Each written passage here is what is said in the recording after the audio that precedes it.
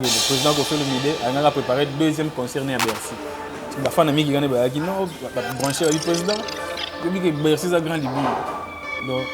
au groupe de Bercy, il y a eu un dépôt, une chanteuse Cindy, des moments plus que Rabino Baïgo, affiché un podium. Et c'est un quartier de défense, on a bien des jeunes qui ont failli, des beaux garçons, et qui ont un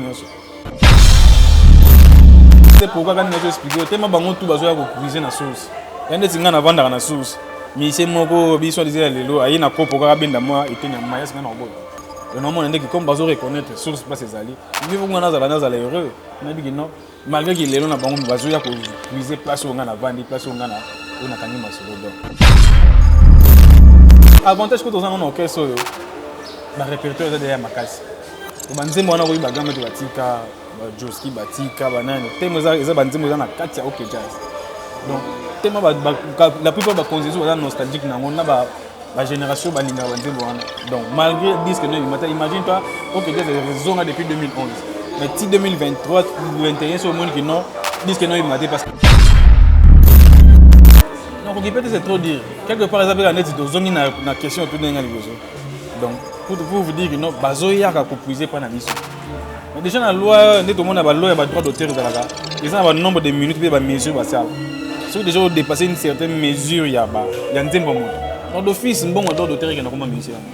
Donc ils sont dérangés parce que quelque part, ils ont aidé Bissot parce que par exemple, les gens ont fallu à Yembaki. C'est moi, Charbon, net, il fallait. À ça, là, jaloux, on va peine avoir bazo. Donc si Mamoubi, il y a un grand maître Fangou. Et puis, place wana madilo yemba yemoko ezate ke besoin interpréter to yoka voix ya grand ninja na kati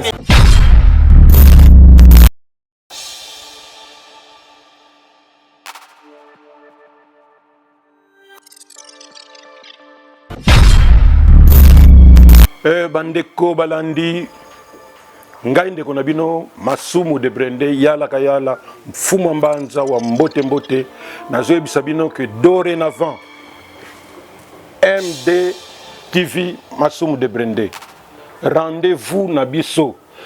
bino nyonso na mikili mokili mobimba bozala curieux ya kolanda chaîne na biso oyo po souci na biso ezali ya kosala un peu différence par rapport na o nyonso bomonaka pour que mettre bino à l'aise devant les enfants, devant les parents, devant Babukilo, devant toute la famille, bozala na esengo ya kozwaka o ezouta na mboka. Tous les jours, ba élément o ezali que ce que bolandi yango bomoni ke sali bino un plus. Et tokosala yango te pona ko sepelisa kaka boye to sala n'importe quoi, non. Tokosala yango pour que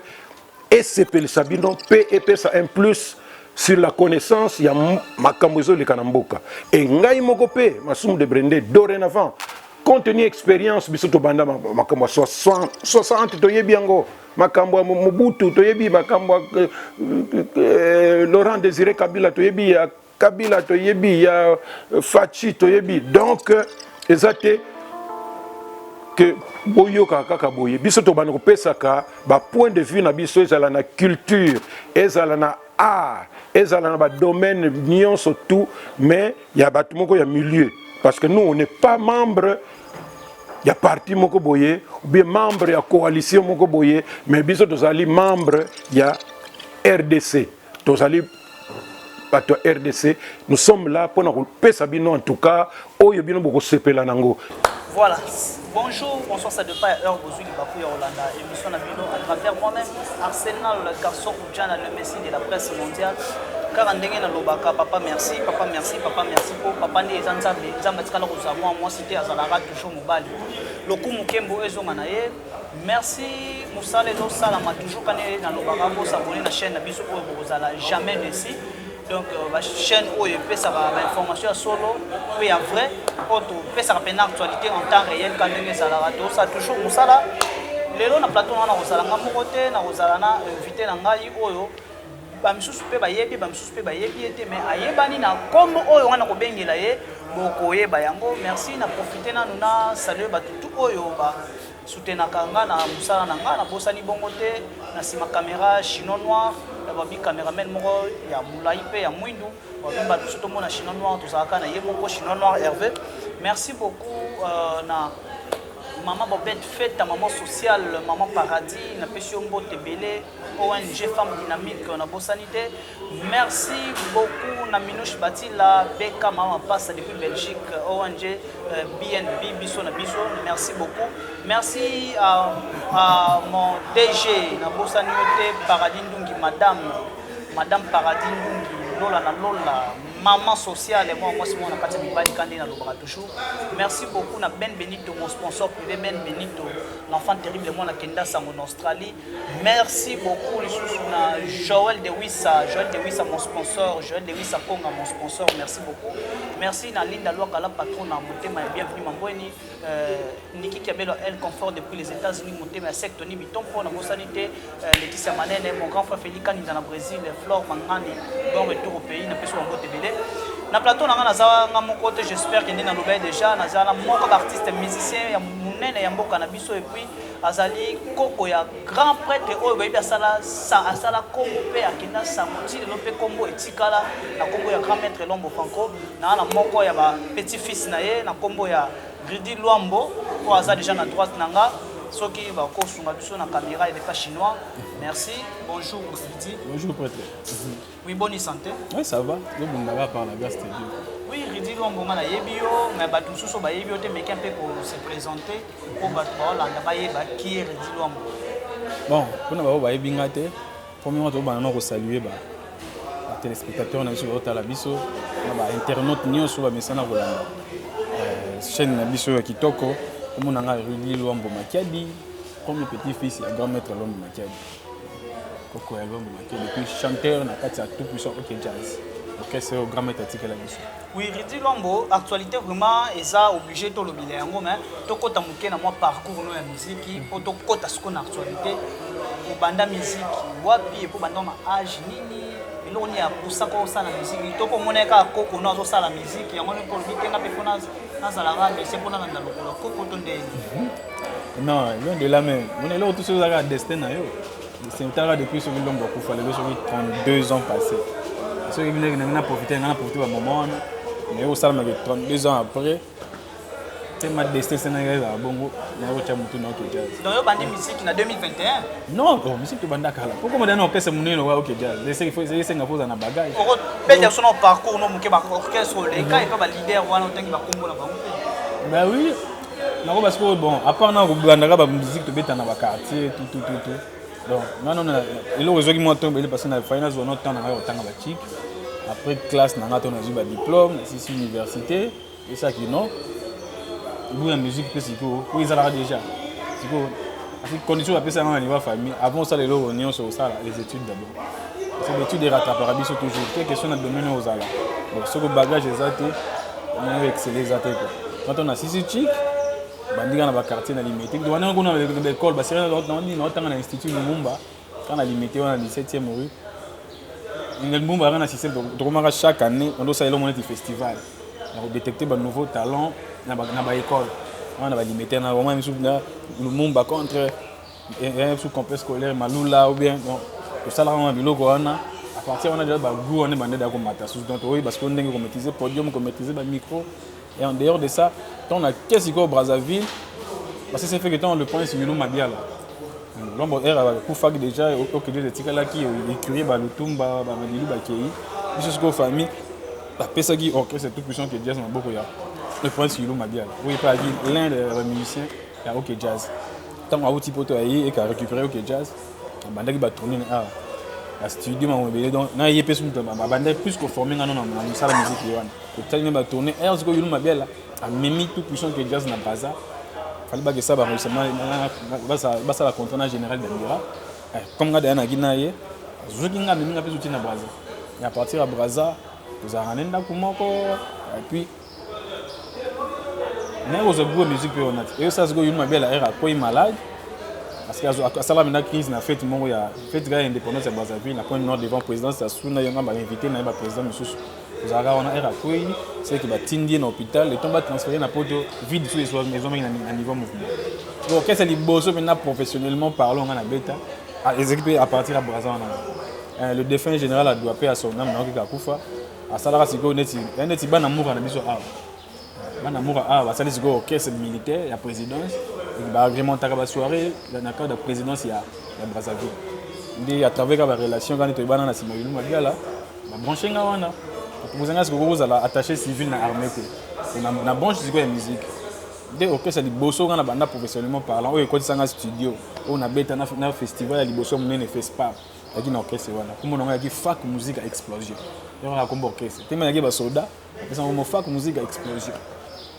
parcourant na bango tokota ba studio et puis tant tobeti FESPA après quelques années plus tard esaki nga na yo ozonga kini on a zongi kini moi batravaille mpe kaka karaté so nazongi na limité wana bamaster après ayelinga cope moko ya okende quartier latin esaki le président Kofi Olomide alingaka préparé deuxième concert à Bercy bafana mingi kani bayaki non babranché du président yobi ke Bercy eza grand libu donc okobeta Bercy kaka yo moko te mpo ozaka yo na chanteuse no Cindy nde bokoma plus kaka bino mobali kozafishe bino mobali na podium esanga mina quartier latin fo ezonga bene ya bajeune oyo toyebaka bafali bazalaka babeau garçon ekiro wana nyonso nesiko grand mopao apesi babiro na ye marché bolukanga bamisie obini olobi kasi mpo tozongisa quartier latin ezalaki mpo tokende kobeta Bercy ndenge nga sikoyo à travers concert na bino bébé Bercy que je salue les longues jambes ye nde moto ayaki kocontacte nga tokutana ye nifo na kitoni maya na bana tovandi kaka tosola ntongo ayoki kaka masolo na nga mpe parcours akoko alwambo marché na interesaki na ayopusa na première na nga ta bino biso oza na marché moko verandre aza na besoin ya bajeune loka ya bino ayebi mosala et puis bastructure kaka nde bino boza nango bokuna tozopréparer deuxième spectacle ya Bercy nde namoni oyo no talaka kopamba ya mosaleli oyo na ndako mpe na bo quartier la TV grand mouvement bino pourquoi pas nakendaki bazweli nga rendez-vous na grand mopao na Montfleury ntango bapesi jour boyamba biso azwi nga amemi nga toketi na Montfleury nde nakenda nasala test nanga na résidence ya grand mopao nasali epuis eya lisomo na bongo nabonga soki to nakenda okesa nabombaka kombo nanga lwambo naboyena oyo etiquette ke non koko alwambo namoni so na ye mosusu kombo ejoine na influence tellement que nangi na besoin ya koyeba ya koyekola na be te natikaka bayebanga na kombo ya rudi mpo nazwa mpe même traitement loka bamisie nyonso nabombaka kombo alombo ya koyeba yango après donc badene moment nango ya kolongana donc nazwi batemps nango ya formation na préparer Bercy na quartier latin mpe oyemba mpe bon tobeteka baconcert malheureusement tozalaki ntango osala disque te kasi mama tobatango tokomi tobandi sikoyo kopréparé wana basenga tokobeta vie tosala single ne ya Chikota Papa tobandi mpe baconcert na chez Bibi basenga tobeta chaque week-end na chez Bibi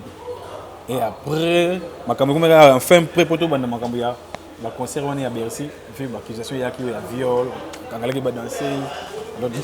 dossier wana nde bina moto boma makambo nyonso pu makambo te baprojet mpe baviaki nango ekoyena mabele et puis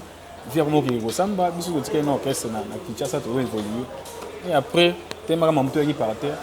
mais il s'est fait que na oza marché mo ya voyager au chimique na oza solo na centre culturel français et ba zwa ki biso attaque ba attaché ba bien wana toi qui ba neti ba agent to qui ne dénicher ba nouveau talent à travers le monde donc groupe musique comme de Tamusala tant ba zwinga to signer contrat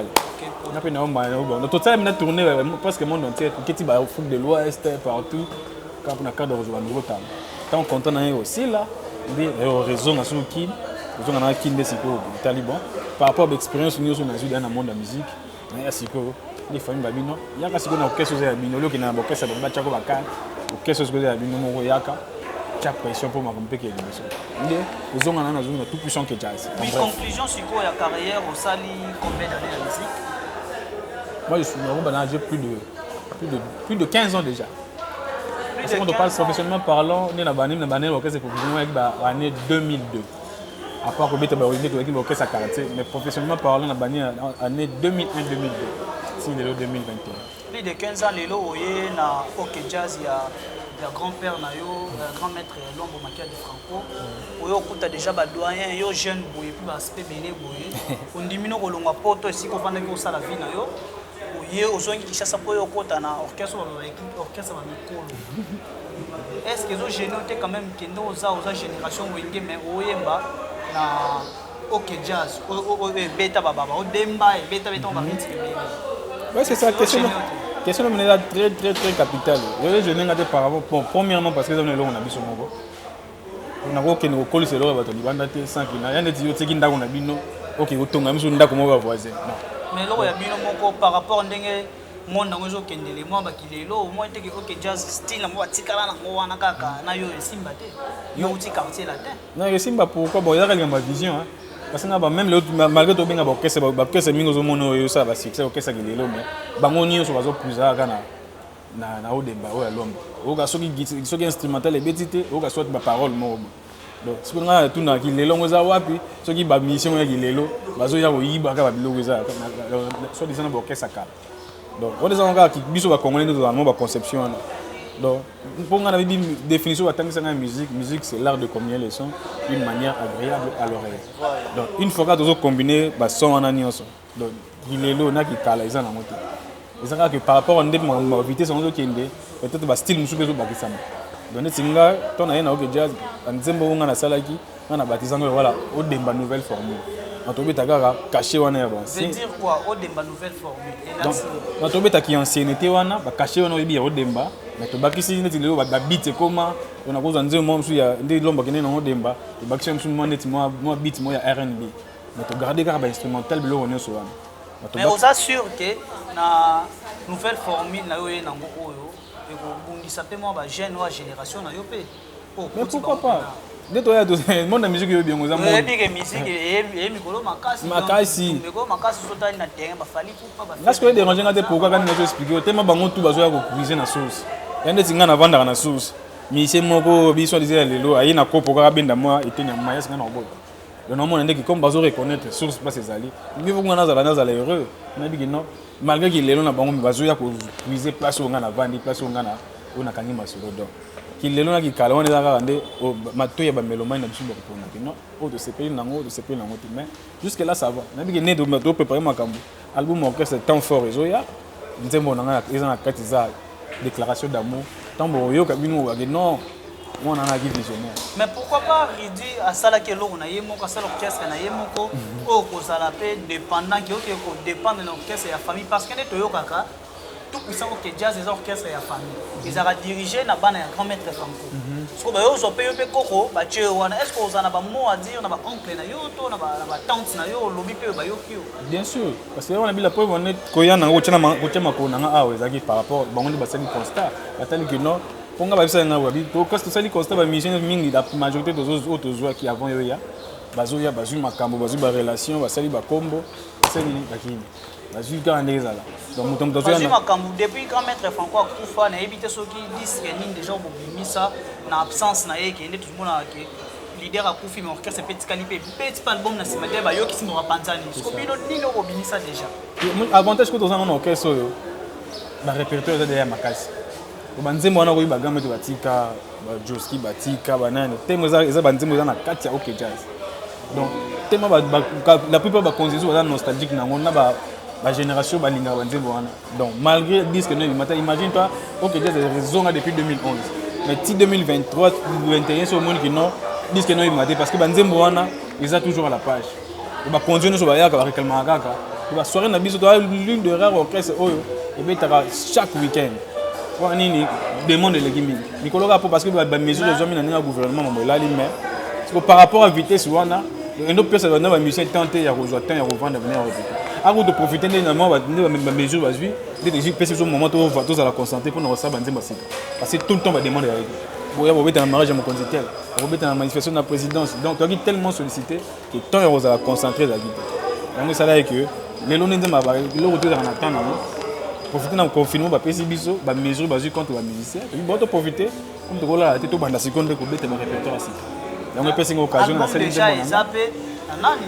na studio kalate pende baninga bazo annoncer que bientôt la sortie officielle album qui ngani bino pe OK jazz donc ça la peine avoir bien sur 2021 oh déjà et aussi la tebo c'est pas et on a dans invité son azaki na ngana no bi na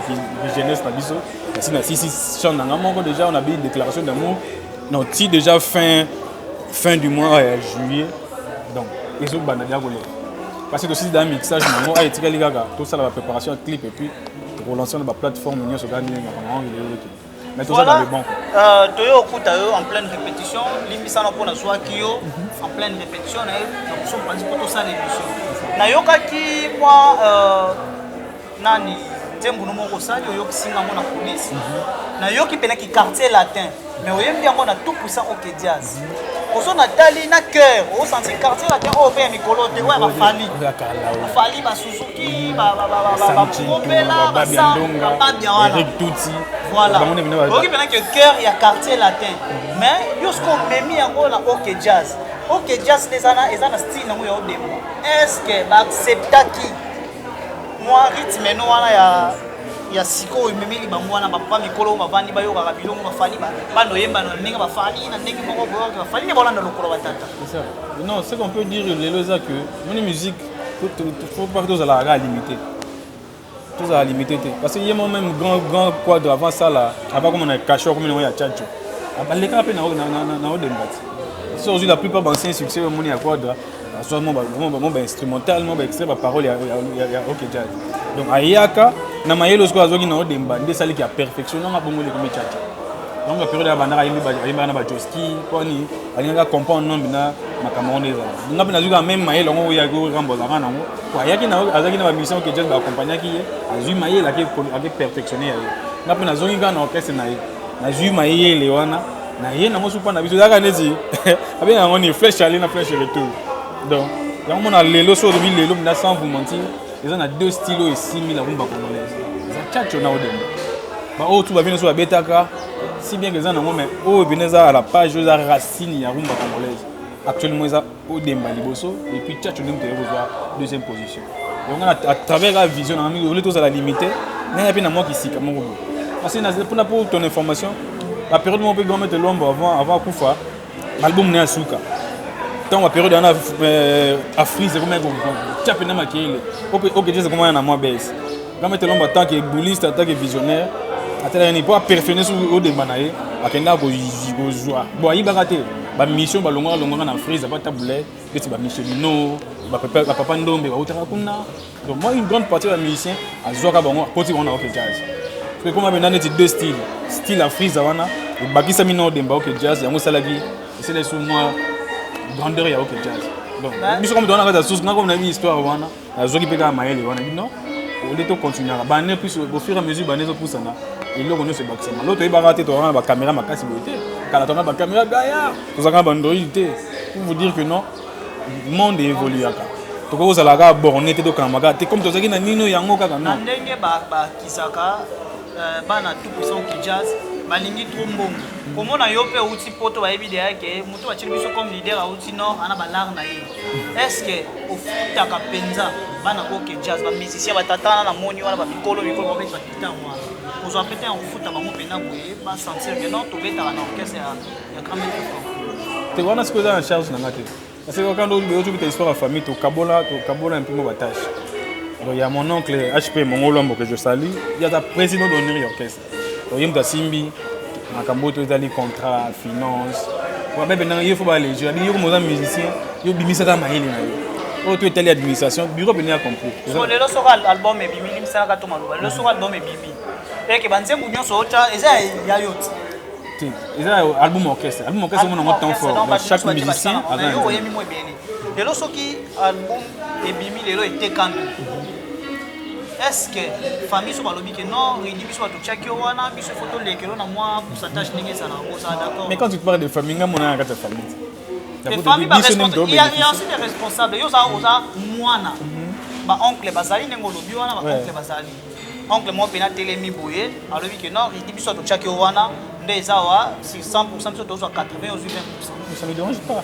C'est-à-dire que si on a 80%, nous avons un problème. Quand on a 80%, on doit dormir ça. Ça ne te dérange pas? Héros, il y a filet, on va Range Rover, on va valider à ma casse, on va 20% sur l'autre, on va matière. De toute façon, moi, je suis amusé de bénéficier plus nanine. Et ça, on a un bon contrat caché.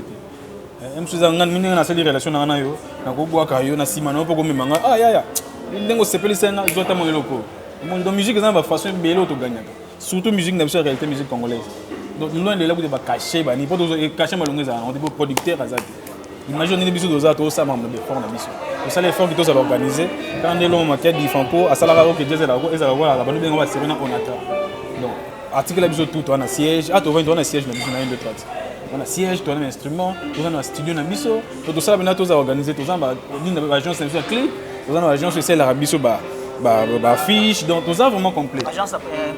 imprimerie, donc tout ça vraiment complet, donc on a garder quand même cap, on a si bien que y a quand même mais déjà la fondation a tika la biso, donc tous puiser quand même yelo a tika qui, na banzembo ça la bino, réunion sur le bon droit d'auteur et quoi on s'organise par rapport à ça. Donc côté na maintenant c'est déranger. Donc pour ça ndeti bon soki ndeti yo papa to no na botoli nini botoli mbongo to zelo na ezaka a défi mo pour raison na rabanda mukolo na besoin so sengi nyo so za ngo pour ça asa yebi pe que non ngane nazana na ko apporter un plus quelque part ba ko chérir ngapi pour dire non à travers yé na vitesse so ina ngo donc ça gagnant na na organiser peut-être na relation na maka mususu bango ba ozo côté finance ou ezo gérer famille na biso nyonso. Donc voilà Jésus to komo ke malembe na suka émission na biso yebisa biso na to yeba relation na yo na ba musicien ba ninga no ba musicien za ndenge nini vous en bonne relation ça vous sola bien lo poko bengisa pe momo ko mi bale ba yebe featuring ça na ngolo ouais pourquoi pas na pena na conception moko surtout pour na ndenge ba guerre za na musique à Congo na ba na temps ko ta ba guerre mieux vaut être bien avec tout le monde parce qu'on ne sait jamais le but. Fait bébé Khaled Koufa, il était sur yoga quelque part, il soit dans mi c'était une polémique mais il était grand car on a kimia na yowana. Donc à ça il m'a amené. Donc on a là dans un bon terme. Dans ba musicien s'il faut dire un bon terme, avant on a un mauvais terme, faut dans la relation au exact que tous en bon proche. Mais on a musique que ba ambassadeur na biso ba sala la fierté musique congolaise. Donc quand on a déjà respect mingi. Pour le biso doza ba courage ya koya pe côté ma musique parce que bango ba bundaka na moment biso avec mon sur ça. Donc on appelle ça ba respect belé puis ba félicitations puis ba encouragement va continuer à bongo ya ngona fierté musique congolaise. Donc ngape na yena ngape na leka ba biso na te. Donc na yeka na bagisa un plus na oyo même chose ezanga ki pona honneur ya culture na biso congolaise ke biso. Siko riti et dérange rabino te tango yo kaka le ba musicien belé besoin interpréter ba nzembo ya grand maître franco. Net ba fali ba faire le comment musicien tout ata bimisi 14 nzembo to 30 nzembo mona moi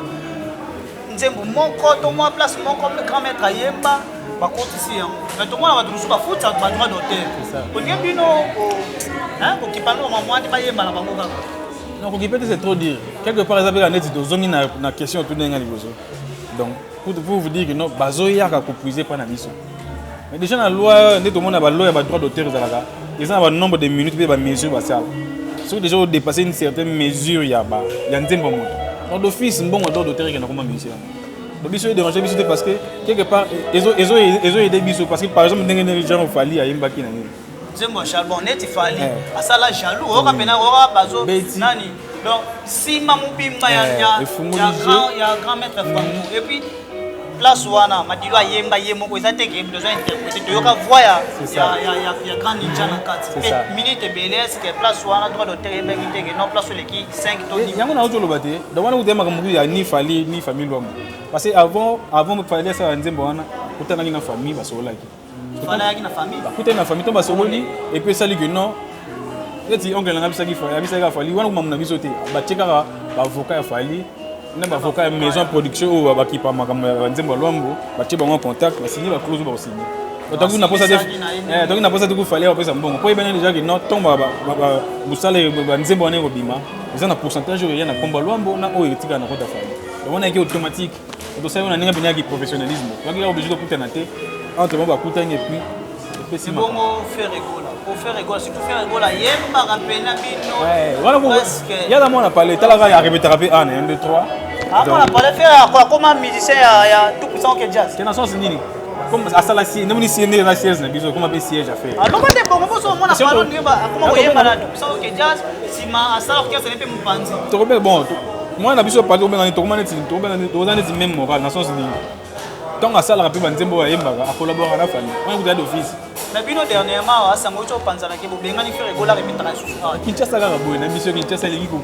tout ba yemba ya moi bon to makamona oyo eleka biso ka ezeka biso za rakate ba journée ça to yo après bazaki na moi bon chemin ba musicien mongo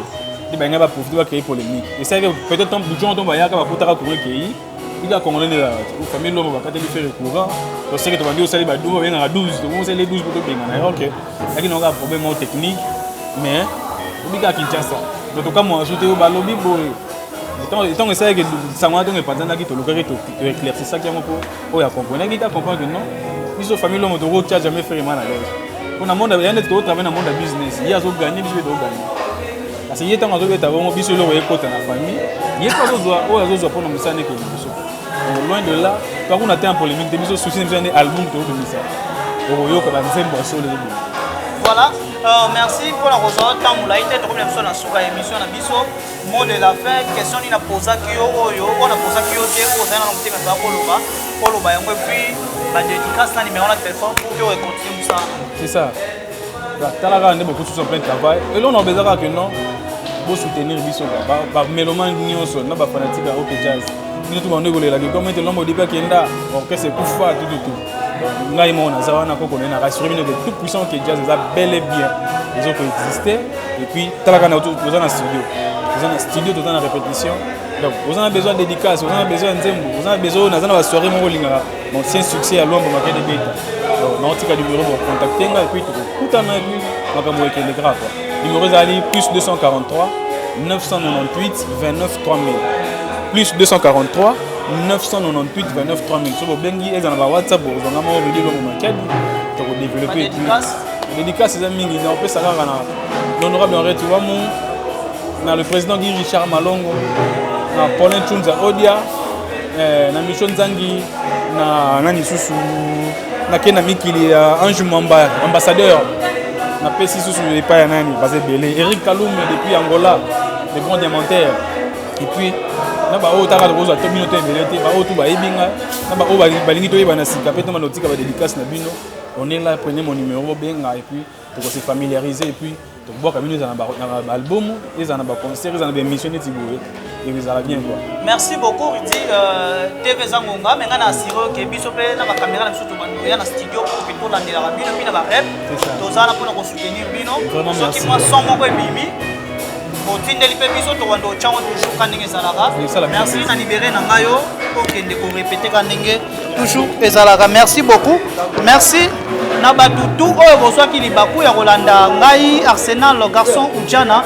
merci beaucoup derrière la caméra là c'était Chino Noir caméraman Mora Moulaï Chino Noir la personne merci belé merci à maman Bobette Fête à maman sociale maman Paradis moi ça pembe depuis Australie merci beaucoup à Paradis Ndungi mon DG Paradis Ndungi Lola na Lola balobi maman sociale moi si moi na kata ba mi bali kanina lobara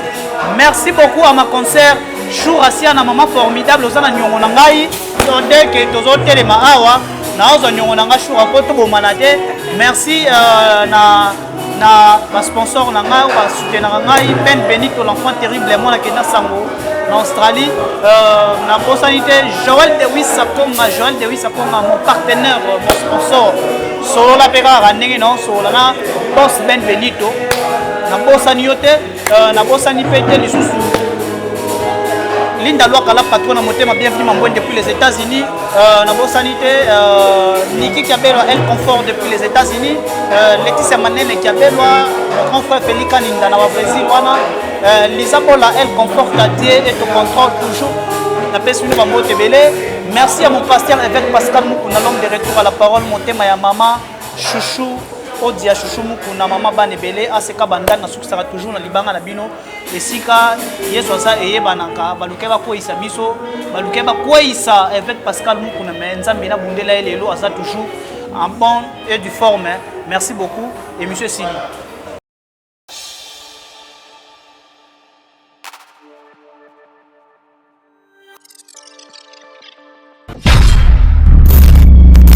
bandeko balandi ngai ndeko na bino Masumu de Brende yala kayala mfumu mbanza wa mbote mbote nazoyebisa bino que dorénavant MD TV Masumu de Brende rendez-vous na biso bino nyonso na mikili mobimba bozala curieux ya kolanda